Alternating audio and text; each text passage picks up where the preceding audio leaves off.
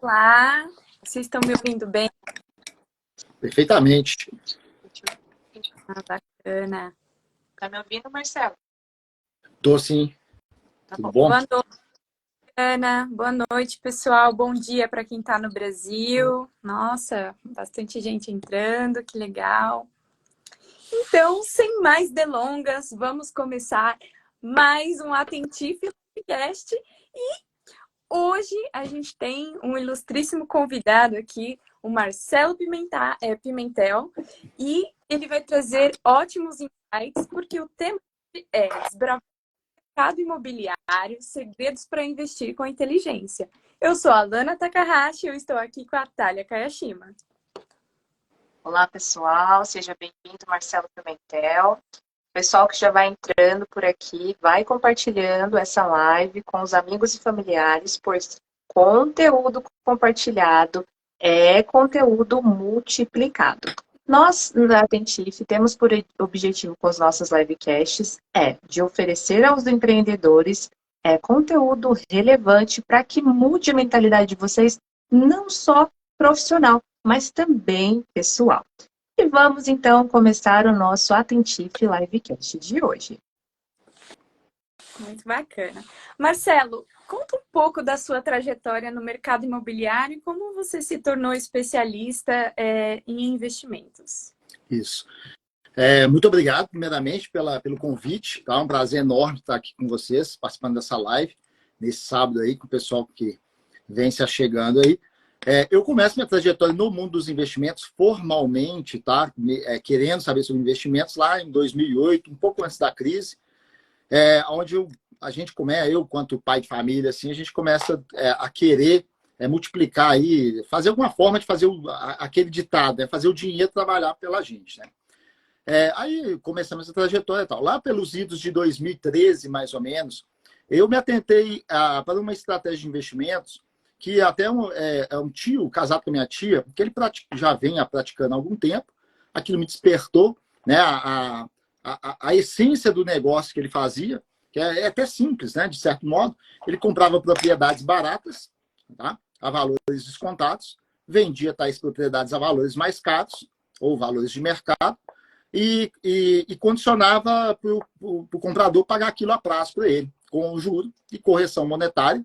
Então, ele já tinha um fluxo de caixa, um fluxo, né, um ganho de capital pelo negócio imobiliário tradicional. Ele ia para o mercado de crédito, vendendo financiado, com juros e correção, e o fluxo de caixa divino dessas atividades ele alocava em produto financeiro simples, uma caderneta de poupança, que é até questionável aí essa forma de alocação dele. Tá? Aquilo me chamou a atenção pela estrutura. Comprar barato, está no mercado imobiliário, no mercado de crédito e mercado financeiro ao mesmo tempo. Né? Aí de lá para cá, a gente veio, eu vim debruçando sobre essa forma de investimento e buscando estruturar da melhor forma possível do ponto de vista jurídico, do ponto de vista financeiro também e do ponto de vista até de inteligência imobiliária. Né? A diferença é que lá ele buscava oportunidades de investimento no imobiliário na mão de quem estava passando aperto, dificuldade, o sujeito separou, estava devendo, estava com a agiota cobrando ele, estava com arma na cabeça dele, ele ia lá fazer a oferta de aquisição. Eu não queria entrar nessa seara, que eu achava que aí era muito conflituoso essa questão em termos de moral, você ficar contando com a desgraça alheia para você fazer oportunidade de investimento. Aí a gente encontra, aonde a gente encontra oportunidade de investimento para comprar com desconto no mercado imobiliário? Ora, é no desenvolvimento imobiliário. Quando você compra no atacado, para vender depois no varejo, pós um processo de fracionamento e urbanização, por exemplo. Então, aí a gente começa a entrar no mercado de desenvolvimento imobiliário, né? Comprando propriedades maiores para passar e respeitar todo o trâmite que a legislação brasileira exige, sobretudo a 6766 de 79, que é a lei de parcelamento solo urbano.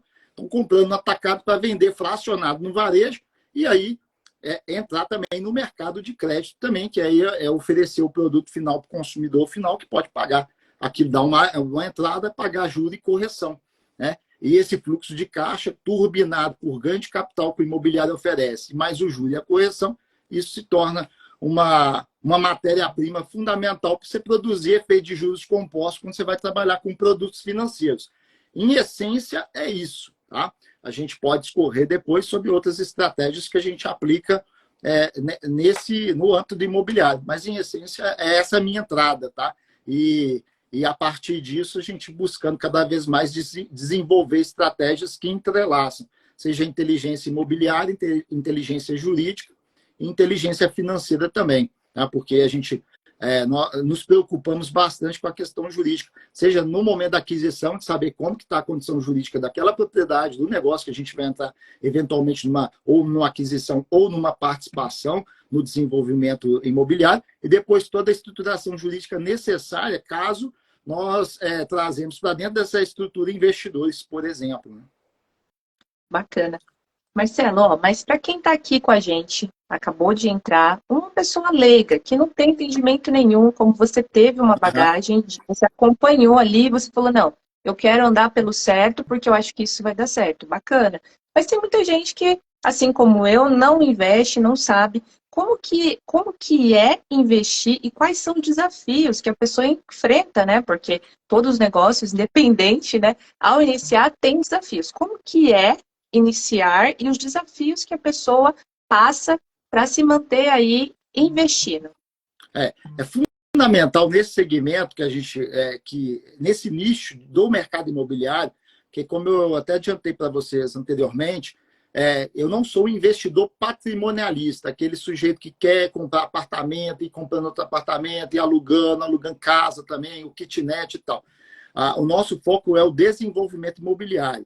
Comprar barato, desenvolver, vender mais caro ou um valor diferenciado, né? numa unidade mais compacta, assim, um terreno, por exemplo. Você tem um loteamento grande, vai vender terreno fracionado, proporcionalmente o metro quadrado desse terreno menor, que não é a área toda, já é terrenos menores, o metro quadrado ele é mais caro, ele passa a ser mais caro, pela agregação de valor que teve, não só pela agregação de valor que virá a ter pelo processo de infraestrutura, ou mesmo pelas aprovações. Pega uma propriedade que ela estava num status em relação ao poder público X. Conforme você vai protocolando aprovações, ela vai avançando, ela sem mexer nada nela, sem alterar nada, ela vai ganhando valor apenas por esse processo de aprovação.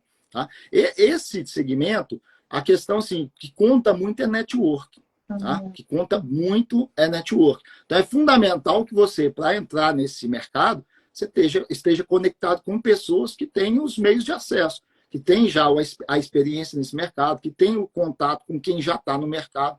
Então, isso é fundamental. Né? Para além disso, o processo complementar seria o de buscar tal conhecimento mesmo. Bater na porta de quem sabe e falar, você me ensina isso. Aí eu preciso de entender a estruturação jurídica necessária para esse negócio. Você não tem curso disso. Então, você vai atrás de profissionais que entendem. Você bate na porta dele, vai atrás de um contador, vai atrás de um advogado especialista em direito societário, direito imobiliário, e vai extraindo as informações necessárias para você entrar nesse mercado. Hoje, eu não de forma assim, bem ampla, mas, por exemplo, amanhã, às 7 horas da noite, eu vou conduzir uma mentoria no Zoom, aberta, tá? Quem entra no meu Instagram, por exemplo, eu vou colocar daqui a pouco nos stories, lá eu vou compartilhar, lá o pessoal fazer inscrição, quem quiser entra, faz inscrição, participa de um grupo exclusivo, nesse grupo exclusivo eu só compartilho informações referentes a essas reuniões que a gente faz e sobre oportunidades de investimento também no segmento imobiliário, nesse nível que a gente faz, entendeu? Então, compartilho lá. Então, assim, eu divulgo o conhecimento, de certo modo, gratuitamente aí, para quem quer entender um pouco mais da dinâmica desse nicho aí no mercado imobiliário que a gente atua. Bacana. E puxando esse gancho que você disse, né? O que você pode falar aqui na live dos indicadores chaves que os investidores devem considerar para avaliar um potencial investimento no mercado imobiliário? Quando você vai fazer um estudo de viabilidade de um negócio imobiliário, exemplo, loteamento, por exemplo, você vai ter uma série de análises de viabilidades para além da econômica financeira que você deve levar em consideração.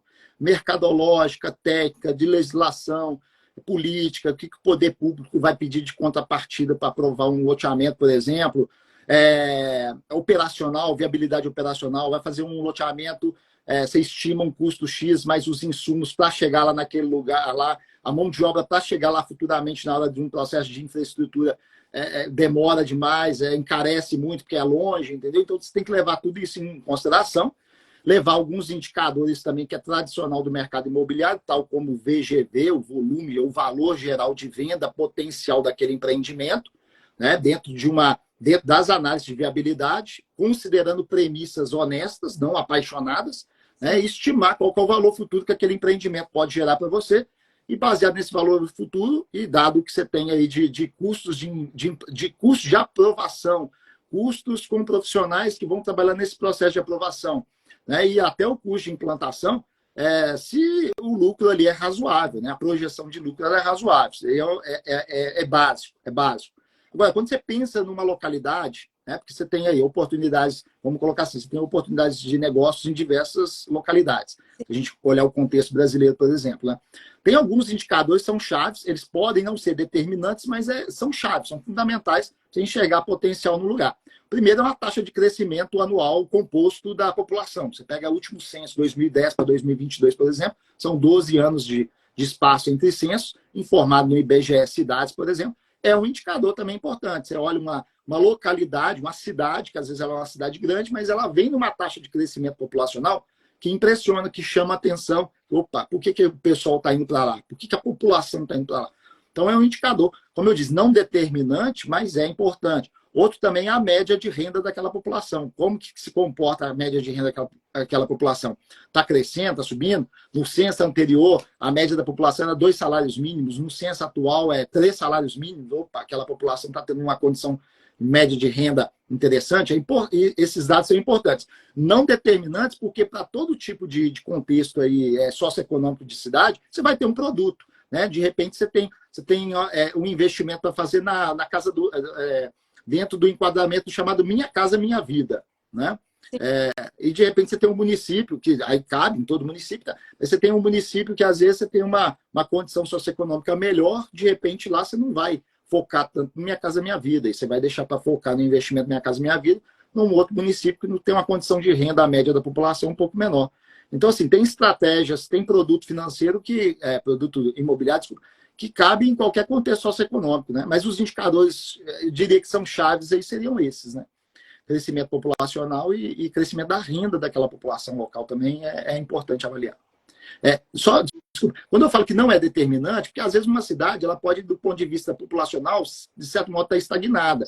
Do ponto de vista até de crescimento de renda, também está estagnada. Mas ela tem uma proximidade grande com uma cidade que, por exemplo, ela tem um crescimento legal, tem uma valorização imobiliária legal. Tal valorização imobiliária limita a aquisição de quem mora naquela cidade, mas que acaba aquela outra cidade do lado, próxima, que vira como se fosse uma cidade dormitório. Então, ela passa a ser uma opção para aquele jovem que cresce num contexto familiar, numa cidade que o metro quadrado, a construção, os ativos construídos estão tudo caro, ele vê aquela outra cidade próxima ali, naquela região de fácil acesso, como uma forma dele começar a sua vida imobiliária, por exemplo, a sua primeira aquisição. Aí vai adquirir um lote lá, vai adquirir uma casa lá, aí começa a galgar, subir ali patrimonialmente, aí depois, lá no futuro, ele vai lá para onde ele foi criado, né? Eventualmente para aquele bairro top lá da cidade onde ele morava. Então tem isso também. Porque, querendo ou não, os pais começaram ali quando não tinha nada e foi valorizando, né? Exato. Essa que é a situação do imóvel, isso que é importante, né, na questão do imóvel. Sim. Para quem vai começar, isso aí é um fator que às vezes limita, né? Então ele vai buscar. Então aí você tem oportunidade de investimento, às vezes, uma cidade que ela passa a ser uma cidade dormitório daquela cidade que já é uma cidade maior, mais desenvolvida, que cresce mais. Né? Desculpa aí. Ali, eu sou do interior paulista, né? E a nossa cidade é uma cidade que ela abraça ali bastante municípios, né? São municípios. Eu sou de Marília. Então tem bastante municípios ali que depende de Marília e a gente vê essa questão bem dentro do comércio, até mesmo na questão imobiliária ali. É bem interessante. Mas quais são os erros mais frequentes que a pessoa, ao iniciar esse investimento, ela comete? Para ela não aí cometer. isso daí eu posso trabalhar de forma generalizada, não exclusivamente para quem vai investir como nós investimos no desenvolvimento imobiliário, mas até para aquela pessoa que vai ser, digamos, entre aspas, um investidor ali em potencial, que é aquele sujeito que vai comprar um apartamento na planta, aquele sujeito que vai comprar um apartamento que o pai dele falou que vai valorizar aquela região, ou a pessoa que vai comprar um lote e tal. O principal erro é a falta de due diligence, ou a análise jurídica. É o principal erro, é fundamental isso. A análise jurídica é fundamental ser feita. Seja numa aquisição que você vai comprar para você, num caráter mais patrimonialista, eu quero comprar para eu ter para mim, para minha família, e morar aqui, ou futuramente construir um comércio nesse lote e tal. É fundamental fazer uma análise jurídica da situação que se encontra aquele imóvel. Tá? Isso vale até para quem... Desculpa te interromper. Quando você fala análise jurídica, seria uma análise no sentido contratual ou no sentido da questão, porque tem uma ata, né, que tem a escritura da casa. Sim. Qual que seria essa análise jurídica? Explica um pouquinho para a gente, por favor. Ela seria ampla, tanto do ponto de vista contratual mesmo, quanto do ponto de vista da situação de matrícula daquele imóvel. De repente, isso aí eu já vi, principalmente no contexto aqui do Japão, às vezes as pessoas elas acham, ó, tem um imóvel, tem um terreno, existe um corretor, existe um dono e existe aqui um sujeito que tem um dinheiro para comprar aquele terreno. Então, óbvio, logo tem um negócio imobiliário. Mas não é bem assim. Às vezes a pessoa está fazendo uma aquisição imobiliária em algo que não tem, por exemplo, uma matrícula imobiliária. E a legislação ela é clara quanto a isso. Só é dono quem tem o registro. Só é dono quem registra. Você tem registro, o imóvel tem que ter uma matrícula, que é como se fosse a sua certidão de nascimento, quando o imóvel tem uma matrícula individualizada no registro de imóveis. Então tem isso. Então, às vezes, as pessoas fazem uma aquisição, às vezes, em imóveis que só tem um contrato de compra e venda. Não existe uma matrícula. Ele pode, de repente, até lavrar uma escritura, mas não tem como ele registrar essa escritura e ele fica com o imóvel, às vezes, em uma condição assim, de vulnerabilidade. Tá? Até mesmo caso ele queira empreender nesse imóvel, ele queira agregar valor, ele queira construir algo para vender. Ele pode construir? Pode. Ele pode querer vender? Pode, mas ele vai ter uma limitação grande. Por exemplo, se ele constrói lá 2 casas geminadas para vender, e essas casas estão sobre um terreno que não é regularizado, ele consegue vender apenas para uma pessoa que também sem miolo na cabeça, que não está nem aí para a questão jurídica, né, para as questões documentais, chega e compra à vista ou compra dentro de uma facilitação que essa pessoa faz. Porque financiamento bancário, por exemplo, ele não vai conseguir. Esse imóvel não vai ter um financiamento bancário por não ser regularizado, entendeu? Então, é importante isso. Você pode fazer uma aquisição imobiliária em algo irregular? Pode. Você pode fazer. Eu já fiz aquisição imobiliária em propriedades totalmente desregularizadas, mas dentro de uma tratativa de aquisição, ela vai acontecer numa condição e do complemento dela de viabilidade para a gente conseguir a aprovação, para conseguir tramitar extrajudicialmente para a gente regularizar aquela propriedade. Então, foi uma propriedade que foi sim com desconto, mas com a ideia de vamos comprar para regularizar e pelo ato de regularizar a gente agrega já valor a essa propriedade. Então, você pode fazer esse momento, mas tem que estar ciente, né? Tem que estar ciente da situação em que o imóvel se encontra, né? Então, as situações, assim, do ponto de vista que a gente pode colocar jurídico, documental, ela é ampla. Às vezes é um imóvel que está travado num processo ali de espólio, né, de inventário, partir, está nessa dinâmica toda. Né? Às vezes é uma propriedade que ela é fruto lá das antigas de um loteamento irregular, que não foi possível fazer um loteamento, né? Foi, de algum modo, lá atrás foi embargado pelo poder público, aí depois a população invadiu lá, ficou invadida por muito tempo, aí depois esqueceram isso e foi um passando para o outro, né? Ou pode ser também aquele imóvel que acontece muito também no Brasil e cabe uma atenção em relação a isso, onde você tem um proprietário de fazenda, geralmente as pessoas são, de certo modo, assim, um pouco meio truculentas nesse sentido, a propriedade é minha, eu vou passar um trator, vou abrir rua e vou começar a lotear, assim. Não é bem assim que deve ser feito, né? Existe uma legislação, existe um aperfeiçoamento dessa legislação, que veio em 2001 através do Estatuto da Cidade, né, que regulariza a forma como deve ser feito o parcelamento do solo. Né? Mas eu diria assim, que um dos principais problemas seria esse mesmo, a questão jurídica. Assim, aí depois você tem outros problemas também, a própria questão da falta de análise de viabilidade. Aí, quando vai fazer mesmo um investimento, para fazer empreendimento para vender, por exemplo, é fundamental que se faça uma análise de viabilidade financeira do negócio, honesta, correta, levantando premissas sem paixões, entendeu? As premissas ali, né? O porquê você acredita que aquela propriedade pode gerar um resultado econômico X, Y, Z, assim. Então, tem que partir disso. Não pode ser um cálculo de padaria. Ah, fulano fez lá e vendeu dele por tanto. Então, se eu pegar aqui agora e gastar tanto, eu vou vender por tanto, ou vou vender daqui quando ficar pronto o meu, porque você está vendendo dele agora a X, o meu vai ficar pronto daqui 2 anos, vai ter uns 15% de inflação no período, vai ser Y. Não, não é assim que se calcula, né?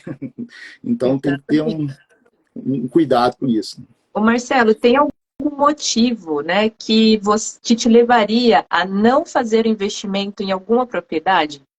O que te levaria a não fazer esse investimento?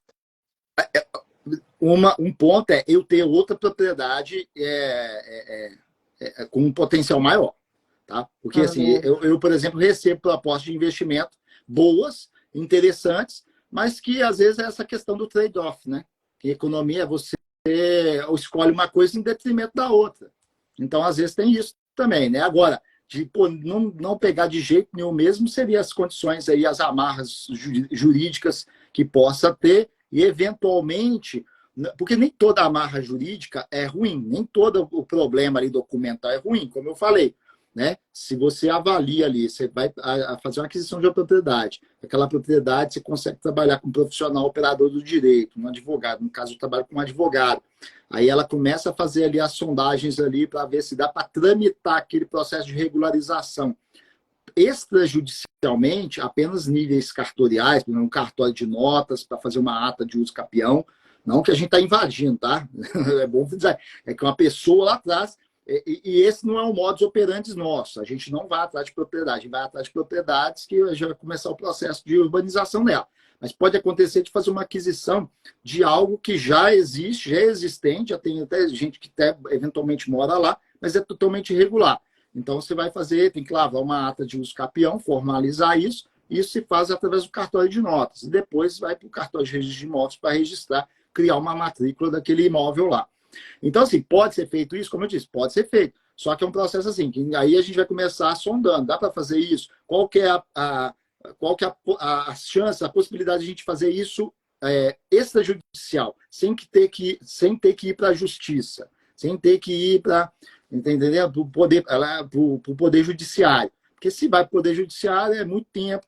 Às vezes você enxerga um potencial econômico enorme. Você tem um potencial econômico de valorizar muito aquela propriedade? Tem. Mas se vai para o sistema judiciário, a coisa pode demorar mais. E às vezes não compensa você ficar nesse banho-maria, nessa espera toda. Já se for, não, pode tramitar tudo, a possibilidade de tramitar tudo pelo extrajudicial, apenas níveis cartoriais, é grande. Opa, então vale a pena a gente ir por aqui. Então seria isso daí, entendeu? Basicamente, né? Então... Nossa, muito, muito bacana. E na sua opinião, quais são as competências, né, que os investidores eles precisam ter para eles entrarem nesse mercado? Você não precisa ser um profissional, por exemplo, um arquiteto. Eu não sou arquiteto, você não precisa ser advogado, eu não sou advogado.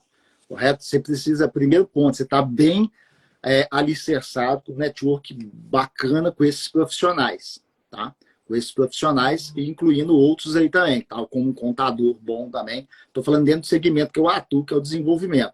Um bom advogado, um advogado, especialista em direito imobiliário. A legislação brasileira ela é muito ampla, ela é muito doida. Você precisa ter advogados especializados num determinado segmento, no direito imobiliário, então direito imobiliário. Você precisa ter um arquiteto bom, especialista naquela atuação, por exemplo, no urbanismo, urbanização. Você precisa ter um contador legal, sobretudo quando você vai... Legal do ponto de vista, né, do ponto de vista jurídico. Legal, gente boa, um cara que manja mesmo das coisas, entendeu? E você precisa se cercar de profissionais ali daquele contexto regional. Por exemplo, corretores de imóveis também. É muito bom você ter um contato com corretores, porque eles acabam sendo ali, de certo modo, um radar daquele mercado. Eles já têm uma percepção um pouco melhor do que está acontecendo ali. Isso é bom. Agora, você, quanto investidor, é fundamental que você tenha noções de legislação. Tá? Então, você Perfeito. tem que ter uma noção de legislação. Você tem que saber, por exemplo, o que é uma lei de incorporação, o que ela abrange, uma lei de parcelamento solo urbano, uma lei de alienação fiduciária, uma lei do patrimônio de afetação, uma lei do que envolve também distrato, e etc. Os estatutos da cidade, da TES, tem que ter uma compreensão disso. Tá? Você não precisa ser um especialista, amplo conhecedor, mas você tem que ter um conhecedor da legislação. Outro ponto que eu acho fundamental também é o investidor, aí, ele quanto investidor, ele não é arquiteto, ele não é operador de direito, ele não é, mas ele quanto investidor, que é o cara que vai colocar dinheiro, que vai correr risco, ele tem que conhecer também um pouco aí de matemática financeira, um pouco de análise de viabilidade de projetos, tá? Conhecer um pouco de que é projetar fluxo de caixa, trazer esse valor presente, avaliar se o negócio tem uma taxa de retorno que é interessante de fato. Então, são coisas assim que são importantes do investidor saber, para ele não ficar à mercê da opinião de terceiros, né? Na opinião de outros, até para ele confrontar, até para ele ter a opinião dele própria, além da opinião de um outro profissional que também pode fazer isso por dele. Nossa, interessantíssimo, né, Natália? É interessante, porque a questão de imobiliário, né? A gente vê essa questão mais, como que eu posso dizer? Mais conservadora, a gente vê bastante Isso. pessoal falando de investimento investe em fundos imobiliários. A gente vê fundos imobiliários, né? A Isso. gente não vê essa questão que você está trazendo aqui hoje, né? Com toda essa baganha que a pessoa ela precisa ter, não só conhecimento de construir uma padaria, colocou um posto de gasolina, isso aqui vai valorizar, né? Então, isso que você está trazendo hoje para a gente é de um insight aqui para quem está nos assistindo, né? O pessoal que está aqui, acredito que está aproveitando ao máximo. E essa questão jurídica, né? Quando você levanta essa questão jurídica, é muito importante, né, Alana? Porque a maioria das pessoas, infelizmente, ao começar até mesmo um negócio, não se preocupa com a questão jurídica. E aí, no decorrer, se encontra um impasse e fala, poxa, por que eu não me atentei lá no começo, né? Então, essa Sim. parte jurídica é muito interessante você trazer aqui dessa forma para a questão do imóvel, mas também é muito interessante na parte de empreender. Independente da questão, eu estou empreendendo, estou vendendo minha roupinha aqui, tá. Mas e a sua parte jurídica, como que tá, né? Então, essa parte que você trouxe também é muito interessante. Mas, Marcela, a gente tá no momento digital, né? As coisas estão acontecendo no digital muito rápido, e a gente trouxe uma pergunta aqui para você. Qual é o impacto da transformação digital hoje na questão do ramo imobiliário? Como que tá isso aí? Olha, é positiva, tá? Porque o digital, por exemplo, eu estou do outro lado do mundo e estou com empreendimentos quanto investidor, como tomador de decisão, tô com empreendimentos em Minas Gerais, em São Paulo, no Paraná e em Santa Catarina. Você consegue atuar em todos? Consigo atuar em todos. Obviamente que você não atua sozinho, você tem profissionais, né? Você tem parceiros desenvolvedores de fato em cada localidade dessa que você trabalha junto. Mas o digital, eu acho assim, que o digital nos possibilita bastante isso aí, tá? De você eventualmente até fazer uma aquisição imobiliária à distância, sem a sua necessidade de estar lá fisicamente. Hoje em dia você contrata alguém para fazer uma tomada de drone de uma cidade e você não mora nessa cidade.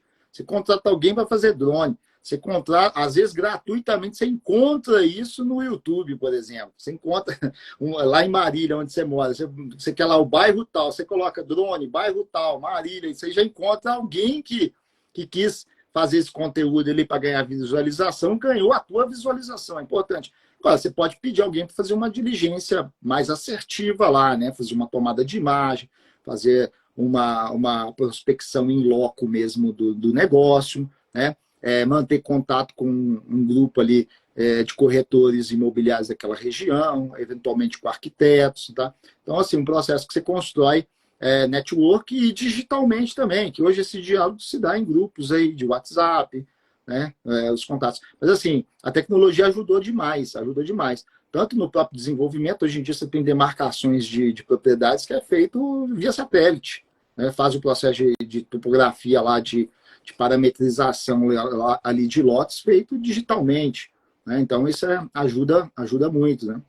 E depois no processo de venda também é a mesma coisa, né? Na hora de você vender, de você dar publicidade àquele teu negócio. Antigamente era o quê? Na base do panfleto, criava-se um stand de venda, panfleto, contratava as moças, jogava no sinaleiro lá para ficar panfletando e poluindo a cidade. Hoje em dia não, o digital você já oferece propriedade de um outro lugar para brasileiros no exterior, por exemplo. Né? Então, digital fenomenal.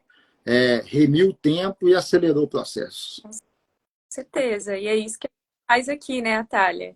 Até do ponto de vista, me pergunta, até do ponto de vista jurídico, hoje você tem a digitalização de contratos, tá? Reconhecido, inclusive, dentro do arcabouço legal brasileiro, você tem a questão da digitalização de assinaturas. Você não precisa mais de receber, imprimir aquilo, assinar, levar colocando assim no contexto brasileiro do outro lado do mundo, levar num consulado, antes disso pedir para o consulado agendar uma data para você levar lá para reconhecer firma e tal. Hoje em dia você não precisa mais disso. Então o digital, de uma forma ampla, acelerou muitos processos aí no imobiliário. Desde a estruturação jurídica, desde a prospecção, das análises diversas até a venda e celebração de contratos. Isso é muito interessante que você trouxe, né? Porque é exatamente isso, né? Aqui o nosso bate-papo é justamente para isso, para trazer as pessoas a terem interesse e empreendedores também, que é possível empreender no ramo digital. E você é a prova viva disso, né? Que está dando muito certo, tem negócios em 4 estados brasileiros. Então, gente, é possível sim, ache o seu nicho e corra atrás aí do seu sonho. Muito interessante. Mas a gente precisa já finalizar a nossa live, que está chegando aqui em 30 minutos. Mas qual conselho você daria para as pessoas, assim, que vai investir pela primeira vez, assim? O que elas precisam fazer? Qual o primeiro passo que elas têm que tomar? Conselhos, tá? Fundamental, até bíblico, tá? A multidão de conselhos é importante. Então, você conversa com um profissional, conversa com o outro, né? Com aquela pessoa que está te propondo um negócio, ela não pode se esquivar de perguntas e você tem que ter essa percepção. A pessoa está mascarando demais a resposta, está se esquivando de determinadas perguntas, você tem que ir à exaustão, né? Nesse processo aí de fazer essa inquisição, de inquirir aí essa pessoa. Paralelo a isso, as checagens jurídicas, que é importante, tá? Você tem outras questões, por exemplo, do ponto de vista de potenciais, que isso também, se a pessoa não manja aí de amplos indicadores, de amplos cálculos, de projeções futuras e coisa e tal, é bom também coletar a percepção que determinados profissionais daquela região têm em relação àquele investimento, em relação ao potencial daquele local, o que os profissionais daquela região visualizam. Pega a informação com um, pega a informação com o outro e vai conseguindo aí construir um cenário, né? E buscar se afastar das paixões, porque no mundo dos investimentos você tem muita... A paixão é bom, ela te move a fazer as coisas, né? Mas a paixão, assim como é bom num casamento, é bom num relacionamento a dois, a paixão é bom para motivar, mas ela também não pode chegar num ponto de te cegar, né? Assim como num relacionamento aí, namorados, marido e mulher.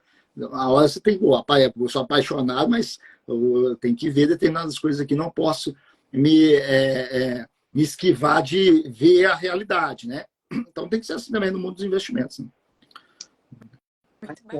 Infelizmente, a gente tem só 30 minutos, o nosso papo é muito gostoso, né, Lana? Mas nós deixamos aberto aqui o canal, tá, Marcelo? Para a gente falar, porque você tem bastante conhecimento, você é especialista também em outras áreas. E é renomado, tá, pessoal? Marcelo é renomado. Então, você falou, Marcelo, que amanhã que você vai deixar o link para esse Zoom. Explica um pouquinho mais. Vou deixar hoje, tá? Porque o que acontece? A gente faz investimentos imobiliários no Brasil. Eu tenho uma empresa de participações, faço participações, como eu falei aqui. E em determinados empreendimentos, a gente abre espaços, através de uma estrutura jurídica, dentro da legislação brasileira, que abre espaço para investidores que queiram participar dessa fase do desenvolvimento imobiliário. Que não é comprar o produto final e esperar valorizar. Não. É entrar numa fase anterior à do lançamento do consumidor final, que é a fase onde, de fato, vai ter o lucro, uma projeção de lucro que é razoável. A gente não está esperando valorizar. vai ter a valorização natural pelo processo de desenvolvimento, né? Então, quem quer investir nessa etapa, a gente estrutura juridicamente, contabilmente também, com todo o respaldo de análise de viabilidades diversas, para o investidor entrar nessa fase e participar de resultado econômico futuro daquele empreendimento que vai ser levado para o consumidor final. Tá?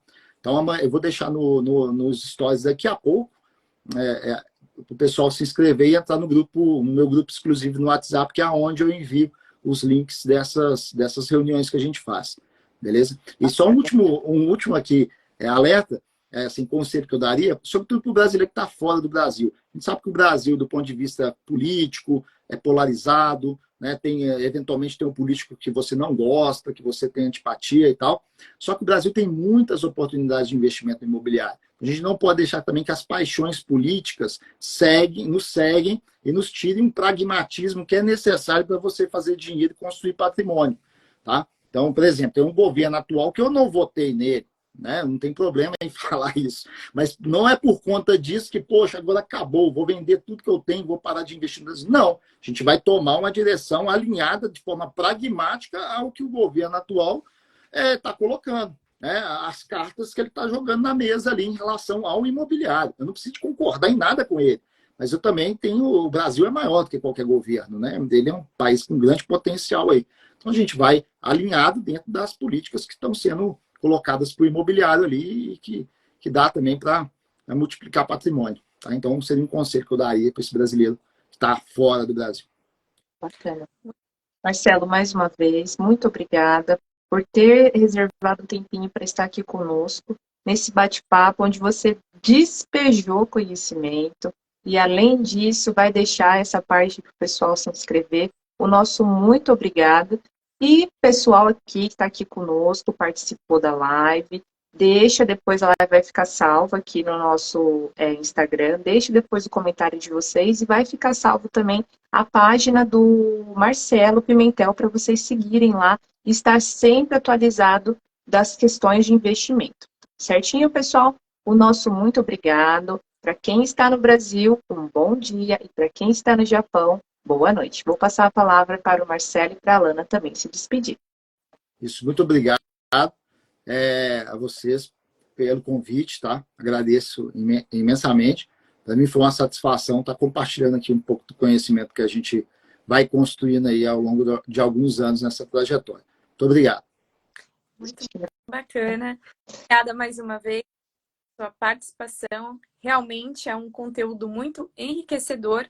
E a gente vai deixar o seu arroba aqui, pessoal, como a Thalia já falou, tá indo lá na sua página, entender melhor quem tem interesse em investimentos, buscar conhecimento é fundamental para qualquer âmbito, seja tanto no profissional quanto no pessoal. Então é isso, pessoal. Boa noite para quem está no Japão, bom dia para quem está no Brasil e até o nosso próximo livecast. Até lá. Tchau, tchau. Tchau, tchau. Obrigado. Nada.